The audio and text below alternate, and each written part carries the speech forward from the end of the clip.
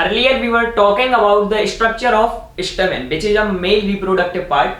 Let's have a look at the structure of ovule, which is also called as female gametophyte, and its another name is megasporangium. In the same way, when we were calling the stamen as a microsporangium, हम male reproductive system जिसे कि हम stamen कहते हैं और उसमें जो main structure present होती है जिसे हम एंथर कहते हैं, उसे हम माइक्रोस्पोरेंजियम कह रहे थे।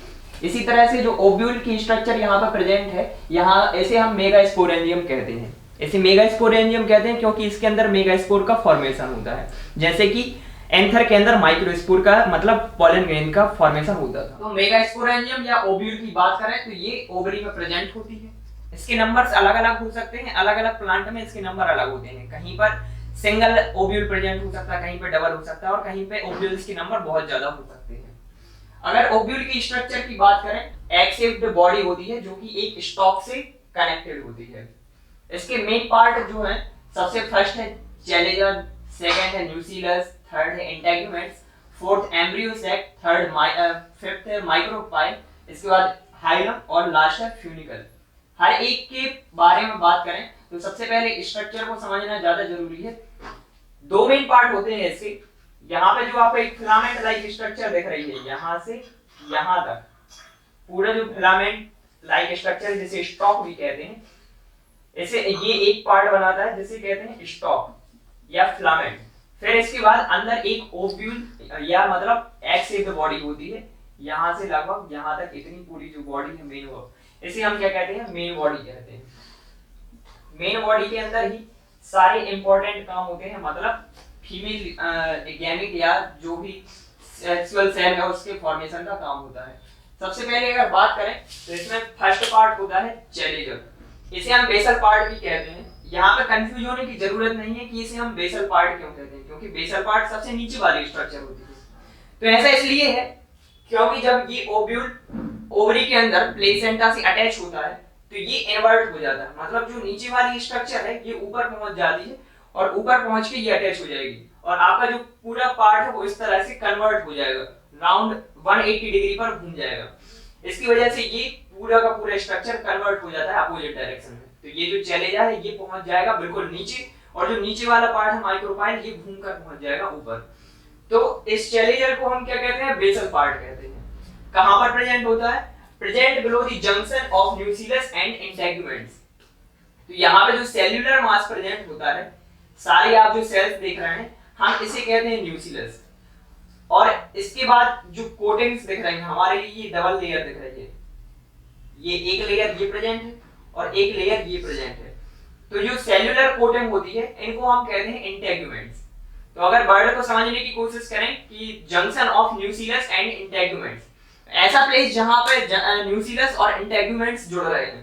तो न्यूसीलस यहाँ पर प्रेजेंट है और यहाँ पर आके इंटेगुमेंट्स जुड़ रहे हैं, मतलब दोनों का मीटिंग प्लेस यहाँ पर सेम है, जहां पर न्यूसीलस भी प्रेजेंट है और इंटेगुमेंट्स भी प्रेजेंट है। इसी तरह से यहाँ भी न्यूसीलस भी प्रेजेंट है और इंटेगुमेंट्स भी प्रेजेंट है। तो ये पूरा जो रीजन है इसे हम क्या कह सकते हैं, जंक्शन कह सकते हैं न्यूसीलस और इंटेगुमेंट्स का। और इस प्लेस के नीचे प्रेजेंट है इसलिए इसको हम क्या कह रहे हैं, बेसल पार्ट कह रहे हैं।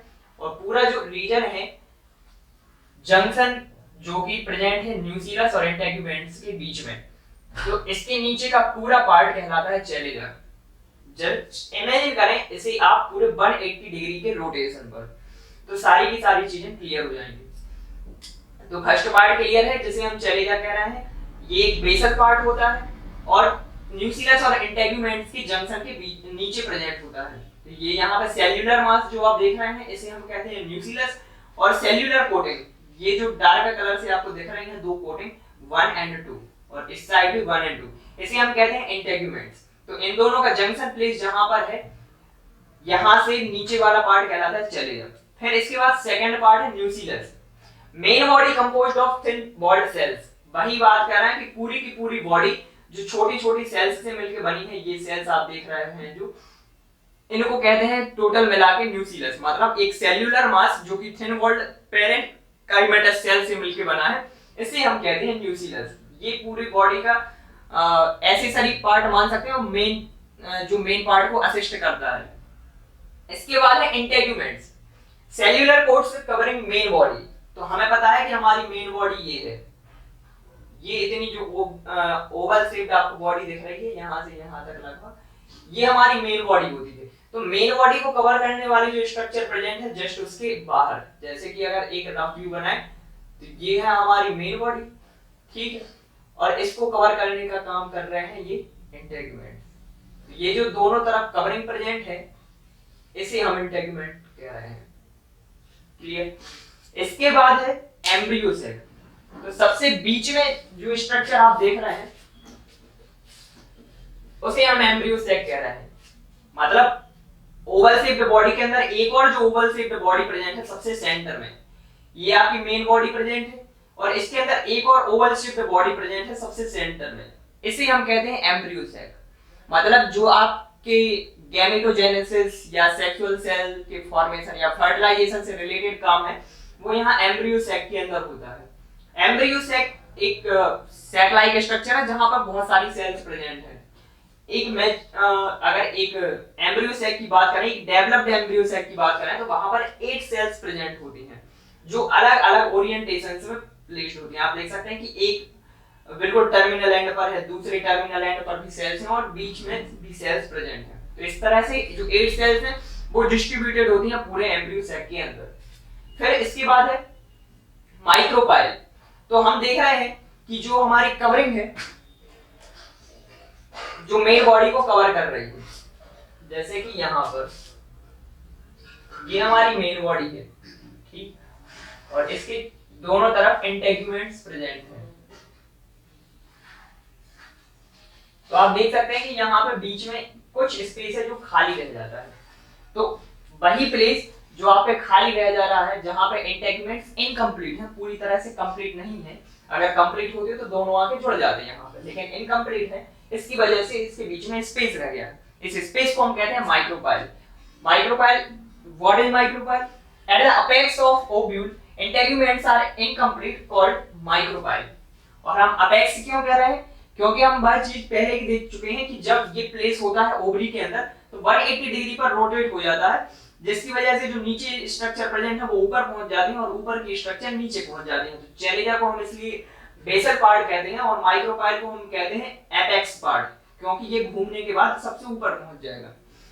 माइक्रोपाइल क्या है? At the apex of ovule integuments are incomplete called micropyle. दोनों के दोनों जो इंटेगुमेंट्स हैं वो इनकम्प्लीट है, जिसकी वजह से एक स्पेस क्रिएट होता है जिसे हम क्या कहते हैं? माइक्रोपाइल कहते हैं।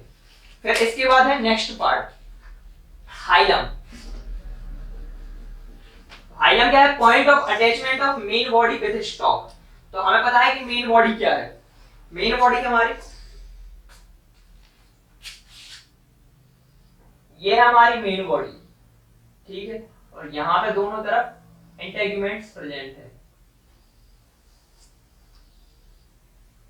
और हमें पता है कि मेन बॉडी के अलावा एक स्टॉक भी प्रेजेंट है, फिलामेंट लाइक स्ट्रक्चर। तो वो प्लेस जहां पर मेन बॉडी अटैच होती है उस फिलामेंट से हम उसे कहते हैं हाइलम। ये मीटिंग प्लेस जहां पे पूरी की पूरी मेन बॉडी अटैच है इस फिलामेंट के साथ, ठीक। इसके बाद है last part, funicle. Cylinder multicellular structure from which ovule is attached to placenta. जिस स्टॉक की बात कर रहे थे, जिस फिलामेंट की बात कर रहे थे, उसका नाम क्या है? फ्यूनिकल। एक सिलेंडर लाइक स्ट्रक्चर होती है, सिलेंडर जहां पे बहुत सारी सेल्स प्रेजेंट होती हैं, मल्टीसेल्युलर स्ट्रक्चर होती है जहां से ओव्यूल अटैच होगा प्लेसेंटा से। मतलब यहाँ पर ये जो इसका प्लेस है यहाँ से ये अटैच हो जाएगा ओव्यूल के अंदर प्लेसेंटा से, ठीक। अगर एम्ब्रियो सेक की बात करें कि एम्ब्रियो सेक की स्ट्रक्चर क्या कैसी होती है, उसके अंदर कौन सी सेल्स प्रेजेंट होती हैं, तो एम्ब्रियो सेक के एक डिटेल्ड डायग्राम को हम देख सकते हैं यहाँ पर, जिसमें अलग अलग डेस्टिनेशंस पर अलग अलग सेल्स प्रेजेंट हैं। 2 टर्मिनल रीजन्स पर 3 के सेट में सेल्स प्रेजेंट है और सेंट्रल पार्ट में 2 सेल्स प्रेजेंट है जो चैलेंजर एंड होता है। अब यहाँ पे 2 एंड की बात होगी, जब भी ओव्यूल से रिलेटेड बात आ रही है स्ट्रक्चर्स की तो वहां पे 2 एंड की बात होती है। जो एंड चैलेंजर के पास प्रेजेंट है, मतलब जो भी ऑर्गन्स यहाँ पर प्रेजेंट होंगे चैलेंजर एरिया में आएंगे, उसे हम कहते हैं चैलेंजर एंड। अगर हम देखें तो जो चैलेजा के नीचे पार्ट प्रेजेंट है ना, ये यहाँ पर, ये इसकी टेरिटरी में आता है, इसलिए इसको हम कहते हैं चैलेजल एंड। फिर इसके बाद नीचे एक और पार्ट आता है जिसे हम कहते हैं माइक्रोपाइल। तो माइक्रोपाइल की डेस्टिनेशन में आने वाली जो भी सेल्स हैं या जो भी पार्ट हैं उनको हम क्या कहेंगे, present in the micropylar and. तो यहाँ पर जो भी नीचे सेल्स प्रेजेंट हैं ये यहाँ से, ये क्या कहलाते हैं, माइक्रोपाइलर एंड। तो दो एंड प्रेजेंट है किसी भी ओव्यूल के अंदर, सबसे ऊपर वाला पार्ट कहलाता है चैलेजल एंड और सबसे नीचे वाला पार्ट कहलाता है माइक्रोपाइलर एंड। तो हम इन तीन जो सेल्स प्रेजेंट है इनको इसी बेसिस पर डिवाइड कर सकते हैं। जो सबसे ऊपर वाला पार्ट है इसे हम क्या कह रहे हैं, चैलेजल एंड पर प्रेजेंट सेल्स। तीन सेल्स प्रेजेंट है जिनको हम क्या कहते हैं, एंटीपोडल सेल्स कहते हैं। इनका मेन फंक्शन है पूरे के पूरे एम्ब्रियो सेक को नॉरिशमेंट या न्यूट्रिशन प्रोवाइड करना। जो भी डेवलपिंग सेल्स है इसके अंदर उन सभी को न्यूट्रिशन प्रोवाइड करने का काम कौन करते हैं, एंटीपोडल सेल्स करते हैं। फिर इसके बाद है नेक्स्ट जो टर्मिनल है हमारा या दूसरा जो पोल है, वहां पर भी तीन सेल्स प्रेजेंट होते हैं। इनको हम क्या कहते हैं, एट माइक्रोपाइलर एंड, क्योंकि इन सेल्स के नीचे माइक्रोपाइल प्रेजेंट होता है। इनको चैलेजल एंड कहते हैं क्योंकि इनके ऊपर चैलेजा प्रेजेंट होता है। तो माइक्रोपाइलर एंड पर जो प्रेजेंट है सेल्स, उनको टोटल मिला के तीन सेल्स प्रेजेंट है। हम यहाँ पर देख रहे हैं कि तीन सेल्स प्रेजेंट है। फर्स्ट सेल प्रेजेंट है ये, सेकंड और ये थर्ड। तो इन तीनों को मिला के कहा जाता है एग एपरेटस। अब अगर इस एग एपरेटस को और डिवाइड किया जाए तो दो तरह की सेल आपको देखने मिलेंगी। एक जो उनके ऊपर सबसे ऊपर प्रेजेंट होती है इन सेल्स में, इसे कहते हैं एग न्यूक्लियस। पूरे ओव्यूल में सबसे ज्यादा इंपॉर्टेंट जो आपकी स्ट्रक्चर है वो क्या है, एग न्यूक्लियस, क्योंकि यही वो सेल है जो फर्टिलाइजेशन का काम करती है। इसके बाद आते हैं सिनर्जिड्स। सिनर्जिड्स दो सेल्स प्रेजेंट है जो एग न्यूक्लियस के नीचे प्रेजेंट होते हैं, नंबर में 2 होते हैं ये, और इनका मेन काम है पोलन ट्यूब को गाइड करने का। क्योंकि जब पोलन ट्यूब का फॉर्मेशन होगा, स्टेमा से पोलन ट्यूब बनेगी, यहां से इस तरह से डेवलप होते हुए आएगी, तो यहां से ये एंटर कर जाएगी माइक्रोपाइलर एंड से, क्योंकि यही एक ओपनिंग प्लेस है जहां से पोलन ट्यूब अंदर जा सकती है। और पोलन ट्यूब के अंदर हमें पता है कि 2 मेल न्यूक्लियस प्रेजेंट होते हैं। तो इस पोलन ट्यूब के थ्रू ये मेल न्यूक्लियस पहुंचते जाएंगे और अंदर रिलीज हो जाएंगे। ये जो सिनर्जिड्स प्रेजेंट हैं इनके साइटोप्लाज्म में रिलीज हो जाते हैं ये दोनों न्यूक्लियस, और इनको आगे रोटेट करने का काम कौन करते हैं, सिनर्जिड्स। सिनर्जिड्स अपने में से पोलर न्यूक्लियाई को आगे ले जाएंगे और फर्टिलाइजेशन कराने का काम करेंगे एग न्यूक्लियस के साथ में। तो इस तरह से एग एपरेटस की अगर बात करें तो दो पार्ट होते हैं इसकी, एक होता है सिनर्जिड और एक होता है एग न्यूक्लियस। सिनर्जिड्स में 2 सेल्स प्रेजेंट होती हैं जबकि एग न्यूक्लियस में 1 सेल प्रेजेंट होती है। जो एग न्यूक्लियस है ये कैसे स्ट्रक्चर है, हैप्लॉइड स्ट्रक्चर है। कल हम देख रहे थे कि जो हमारी सेक्सुअल सेल है वहां पर डिवीजन जो होता है वो म्यूटेक डिवीजन होता है। म्यूटेक डिवीजन के कारण क्या है, आपके क्रोमोसोम नंबर हाफ हो जाते हैं। तो जो आपकी स्ट्रक्चर डिप्लॉइड थी वो अब हैप्लॉइड रह गई है। तो सिनर्जॉइड गाइड करने का काम करेंगे पोलन मतलब मेल न्यूक्लियाई के लिए, जो कि आगे जाके फर्टिलाइज करने का काम करते हैं। तो दोनों टर्मिनल्स के बाद अब हमारे पास 2 सेल्स प्रेजेंट हैं जो बीच में सेंटर में प्रेजेंट होती हैं। इनको हम क्या कहते हैं, पोलर न्यूक्लियाई कहते हैं। इन दोनों की स्ट्रक्चर भी हैप्लॉइड होती है, मतलब जो आपकी 2 सेल्स प्रेजेंट हैं दोनों के पास कंडीशन है n और n। तो एक डेवलपिंग एम्ब्रियो सेक की बात करें तो यहाँ पे 8 सेल्स प्रेजेंट होते हैं, 3 ऊपर 3 नीचे और 2 बीच में, टोटल 8 सेल्स प्रेजेंट होती हैं। लेकिन जैसे जैसे ये मैच्योर होने की स्टेज में पहुंचता है, जो बीच की सेल्स प्रेजेंट है दोनों n कंडीशन के साथ आगे जाके जुड़ जाने का काम करेंगे। दोनों ही आगे जाके फ्यूज हो जाती हैं और एक सेल बनाती हैं जिसे हम क्या कहते हैं 2n, क्योंकि n और n मिलके 2n होता है। एक डिप्लॉइड स्ट्रक्चर को ये स्टेबलिश कर लेंगे। तो आगे जाने के बाद आपकी 8 सेल से 7 सेल बचेंगी, क्योंकि ये दोनों सेल आपस में फ्यूज हो जाएंगी। तो 3 सेल्स ऊपर 3 नीचे और बीच में एक सेल, जिसे हम क्या कहेंगे पोलर न्यूक्लियाई।